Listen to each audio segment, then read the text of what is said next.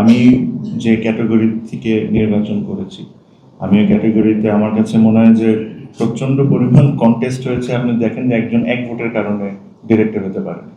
আমরা এটা বুঝতেছিলাম। আমি আবারও একটা জিনিস বলি, আজকে বলতে পারি, আমাকে বিভিন্ন জন বিভিন্ন সময় বলেছে যে আমরা প্যানেল ডিক্লেয়ার করি, আমরা কেন না একটা প্যানেল ডিক্লেয়ার করি। আমি যদি প্যানেলটা ডিক্লেয়ার করে দিতাম হয়তো এটা একটু অ্যাবসলিউটলি ওয়ান সাইডেড হয়ে যেত, হয়তো বা এগেন। বাট আমি এই কারণে কোনো সময় প্যানেল ডিক্লেয়ার করতে চাই নাই, বিকজ এখানে 16 জন ক্যান্ডিডেট ছিল and I wanted to give every one a fair chance. এই কারণে আমরা ওই অনুষ্ঠানটাও একসাথে করেছি।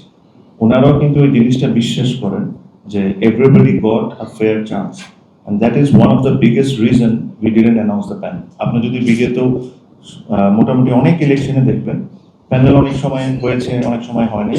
বাট আমার প্যানেল না দেওয়া বা আমরা প্যানেল না করার সবচেয়ে বড় রিজন ছিল যে আমরা ওই 16 জন মানুষকে এনাফ অপরচুনিটি দিই যে ওনারা করতে পারেন। এগেন জেলা বিভাগ, আমি আমি হয়তো একটা কমিটির সময় প্রেসিডেন্ট ছিলাম, but I do not control those things.